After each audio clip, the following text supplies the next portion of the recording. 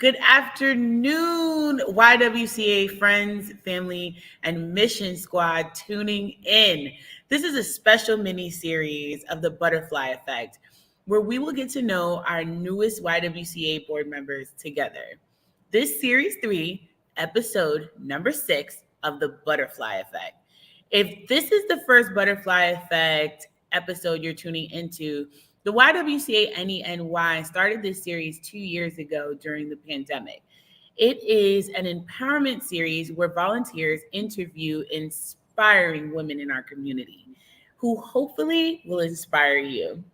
We will continue the series in November with new hosts and guests with a focus on Homelessness Awareness Month and obviously gratitude. So today we have the wonderful Shalain Garcia. Am I saying your name properly? You got it. You're saying it perfectly. Welcome, Shalain, to the YWCA NENY's Butterfly Effect. We are going to get to know you through a series of questions. And so be yourself. We're super excited to have you here. You ready to get into it? Let's do it. Okay, so tell us a little bit about yourself, Shalain. Where are you from? What do you do currently? Okay, well, I grew up downstate. I grew up in Westchester County, in Tuckahoe, New York, and in Mount Vernon. So I am from downstate. I also lived in Queens for about 5 years, where I went to high school. So I have a little mix of sort of little small town, suburban / got my little city vibe going, right? So I got a little bit of both worlds. Presently, I live in Albany. I've been up here since 2004 when I came up here to go to the University at Albany, where I received my bachelor's and master's degree. And presently, I work for the Division of Criminal Justice Services as a statewide race equity coordinator in the Office of Youth Justice, where I focus on reducing racial and ethnic disparities through the systemic landscape of the juvenile justice system. I mean, we can end this right here. We can end this right here. We have a superhero. Guys, this is amazing, wonderful work. I know you seem super dedicated, super passionate. So I'm excited to just continue in this conversation. Yeah. How do you balance, right, with being a social justice warrior and a superhero? How do you balance your life between work and home? Like, what's that work-life balance for you? I think for me, it starts with just being intentional, right? I think you have to be in tune with yourself to know when you're hitting those points where you're kind of overwhelmed, and when you need to take a step back. Anybody that knows me knows that my PTO does not stack up, okay? Because I take my time off when I feel it's necessary, right? Because doing this type of work is hard, right? It wears on you mentally, it wears on you physically, it wears on you spiritually, it wears on you emotionally. There's so many wears to this work. So, I think the biggest thing is to be intentional. Be intentional about your time. My office also knows that I am a big stickler of like, if it's something that could wait to the next day, don't call me after 4:00. That's just a barrier that I have to have for myself. That's when my work day ends. That's when y'all stop paying me. Right. Just to be honest. So like your honesty, girl. Be transparent. Y'all heard that? Did you guys hear that? So, I think it's important to set those boundaries so that you have a measure of peace as you're moving through your day. And I'm very protective of my peace. So, if that means I have to shut things off, then I just have to shut it off unapologetically and then, revisit it the next day. Yes. Oh my goodness. I'm snaps over here. I think that, those of us who work in DEI or work with the racial justice or social justice lens, we have to take the time for self-care, guys. If it's anything that you're hearing right now, you're hearing Ms. Shalain tell us, take that self-care, be okay making those boundaries and stand in those boundaries, right? Yeah, unapologetically. Yes. Listen, empty buckets can't pour. Ooh. So you can't expect for me to continue to give and give and give, and nothing or no one is filling me up on the other side of it. So sometimes you just have to understand that and be intentional about making sure every time you pour that you're filling something back up for yourself. Oh, I love it. So let's get into the next question, because I know you're just inspiring me right now. So tell me about a role model or a mentor you have had in your life. And then what were the qualities that inspired you? What were their qualities, that inspired you? I think my biggest role model was my grandmother. She's since been, going on to be with the Lord a few years now. And so I think my biggest role model was her, because what I saw in her was this never ending love to serve people. That's how she lived her life. And, that was sort of how my interest in youth justice also sparked too. And she was an entrepreneur. So she would work her store, her local community deli, during the day. And then at night, she would go work at the local group home with youth that were there for various reasons. So I think what she instilled in me is that you really have to love people and meet them where they are and show up, right? That's part of what we're graced to be able to do. And oftentimes it doesn't cost much. Right. So, she wasn't a rich woman, but she was rich with love and presence. And that's what I took from her. And so that's kind of what I strive to be. Even if I can't support monetarily, I can show up for you, and I can be there in presence and in love to help you through whatever it is that you're going through. Right. So that's kind of what I got from her. And that's what I carry with me as I even do this work, because you got to have a heart to kind of do this work. So. Kinda. Your heart has to be so large and huge, because you're like the shield that gets the brunt of what's happening when you're addressing or antagonizing systems and structures, policies, procedures. I mean, you're doing a big work and something that's super national. It's not just local to the state of New York, right? So that's amazing. I love your grandmother already. God bless you and your family. Thank you. That's Thank amazing. You. All right, so go ahead. Sorry. No, I was just saying she's certainly missed, but I'm glad I could carry some of those qualities that she had, with me as I navigate my career and just navigate life in general. Right. You can hear the passion just exuding off of you, right? So this is where we get to the fun part. Not that all that wasn't fun. I mean, that was kind of fun, but okay. Then we'll get into the fun part, because now we get to see what kind of strategies you have in life. So if you were stranded on a deserted island, dun dun dun, what 3 things would you want with you and why? So I think I would have a cell phone tower, a cell phone.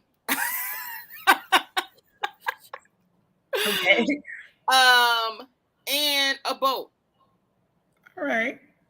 So if I was stranded on a desert island, obviously the cell phone tower and the cell phone would allow me to communicate with others, but also communicate that I'm stranded. Send help.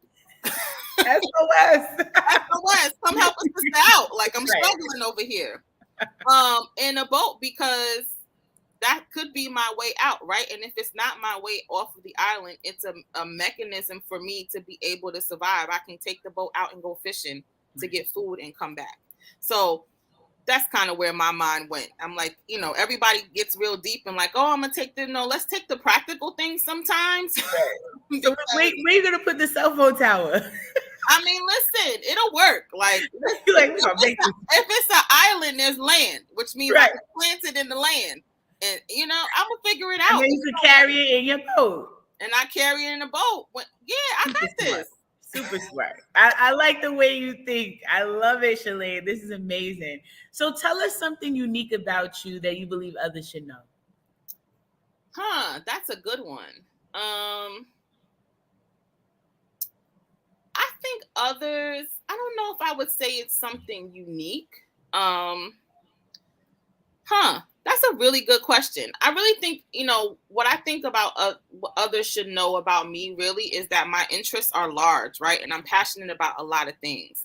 But I do also, in that same vein, believe in quality over quantity. And so I will support you in doing whatever it is that you're doing. But I'm cognizant that everybody reaches a capacity. And so, like, it goes back to what I was saying before. I'm very protective of my peace. And so I have no problem kind of saying, like, this is not within my capacity right now. Let me know how I can support you in the future. Right. And so I think, a lot of times people say I have a kind of hard exterior. But like, I open up a lot once you get to know me. And I'm fun. Like, I think people don't realize that I'm a lot of fun, but I'm a prankster. I'm a jokester, and I just like to have fun. And it's what creates the balance for me. So I have to definitely resonate with you because you say you're from the city, from downstate. So am I. I can hear it in your accent. And people don't know that piece about us, right? Like we Mm-hmm. are jokesters. Like on the way to work today, my friend and I were like literally in tears crying Yep. about something that a New Yorker will only be in tears crying about. So Mm-hmm. yeah, we do have that hard exterior, but then we are jokesters. We love to have fun. We like to be the life of the party. And I could definitely feel that off Yeah. of you. And I hope that you guys who are watching in the audience, like you can see how amazing this individual is. And when you see her, you give her that vibe right back, right? So just to move the conversation along, I'm super excited to hear this piece from you. Where do you draw your inspiration, right? Especially when you're going through a tough day. What does that look like for you? Well, I will say right out the gate, primarily it's my faith and my religion, right? I believe in God, and that's my power source, right? That's where I go for comfort. That's where I go for strength. That's where I go for inspiration. And surrounding myself with people who are like minded. I draw a lot of my energy from people. I love people. That's just who I am. Um, and so a lot of my inspiration comes from seeing how other people move, seeing how other people are out here doing work, or just seeing how other people are just enjoying life. Right. And so I think that the more that I'm surrounded by that, the more I am able to incorporate those things into my life, and the more I'm able to inspire others to incorporate those things in their life. So my inspiration really just comes from God and natural surrounding, and just looking at how people navigate this world the best that they can. Right? We're all trying to do it the That's best way we it. can. Yes. So, can you name a significant event in your life that has shaped who you are? Um, I don't know that I would say something really shaped. I think I was met with some challenges as a young woman, as a young girl, I should say. My mother passed away when I was very young, at the age of 6. So my upbringing was very different than most of my peers, and definitely most of my young girls, right? Your young lady peers. I was raised by my father, a single father. And so, it's kind of navigating those things, but I always had strong women around me. I've always had women who were successful and women who showed me that barriers could be broken. And Mhm. so it was really trying to fill those shoes, because that's what I knew. That's what I grew up around. And so I think just, my upbringing entirely, I would say would shape who I was. There's some other things that happened on a familial side, on my mother's family side, Mhm. that I think also shaped me, some abandonment and some things of that nature, that I think really shaped my heart and the heart that I have for people, because Mhm. it kind of was like I don't want anybody to feel what I felt growing Right. up. So I think those would be sort of the sum total of Mhm. events that kind of shaped who I am, and why I go so hard for youth and families. I love it. Guys, walk away with something right now. Hurt people don't have to hurt people, right? Like you can change the dynamics of the way you navigate relationships based on your own perception. So that's something that you just touched my soul with, Shalain. Hurt Yeah, people don't have to hurt people. no, and You can really break generational curses. You can. you really It's can. possible. Yeah, and I go a step further. We always hear that moniker about hurt people hurt people. I firmly believe, and I do a lot of healing centered engagement work in the Mhm. work that I do.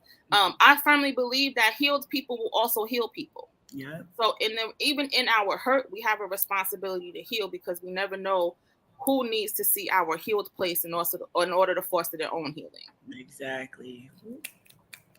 We need you to like do a whole session on your own in terms of like coming and talking to the community. It's amazing. I am so blessed right now. So we're gonna go into our last question, sadly, because I could talk to you all day. When you hear our mission, eliminating racism and empowering women, tell me about how you and the YW are making an impact in these areas, or how you plan to, since I know that you're a new board member. Yeah, so I'm new, but when I hear the mission, the first thing that I think of is purpose. Mhm. Right? That's a purpose. Those things are lifelong things that people are purposed to do. Mhm. And many people won't see the elimination of racism in their lifetime, right? But you do what you have to do, and you do what you can do to move the dial in a positive direction. So I think, for me as a new board member, I'm really just looking at, creative ways that we can continue to carry on. The YW has been doing work for many of years, positively impacting the community, not just, in the local area, right? Because I believe that the YW also serves as a model across the nation for things that can be done. You think about the new center that they just opened that has a focus on healing and wellness and all those things. And, I'm just blessed to, even though I'm just getting started, like a fresh month in, to be, I'm blessed to now be a part of that and, come with a set of, I guess, fresh eyes from my lens on how we can continue to forward that mission. And, the piece about empowering women, I think, for me, I take that as my duty daily, right? Someone empowered me, so it's my responsibility to empower somebody else, whether that's a young person or whether that's, someone that's a peer, or even whether that's someone, that's a little bit older, that may be at a place where they may be stuck, or, I do believe that, wisdom can come in all ages. So, I don't think it's any respecter of, um, what decade you were born in, right? So, I think, me for empowering women really is very key. It's things that I believe in, and it's something that I think is great about the YW being intentional about stating that. Yes, yes. Thank you so much. So that brings us to a close, guys. But I know, it just went by way too quickly. I do want to give you an opportunity if there are any last things that you would like to share with our community. Go ahead and feel free to do so. I just thank you, first of all, for the opportunity to be in this position to serve as a board member of the YW. And I want to thank everybody who has ever supported the YW in its mission. And thank you for supporting it now. Thank you for your future support. And I know that together we can continue to do a great work to impact this region. Guys, you heard it right here on the Butterfly Effect mini series. Shalain is all about our mission. She lives it, she breathes it, and she's willing to help us bring more of our mission to fruition through our initiatives. So we thank you so much for taking time to spend time with us, interviewing her. And I want to encourage you guys to follow us on Facebook, Twitter, Instagram, our YouTube channels. Hit that subscribe button because more things are coming your way. So thank you for joining us, and we wish you a wonderful, blessed evening. Have a good one, guys. Later. Bye bye.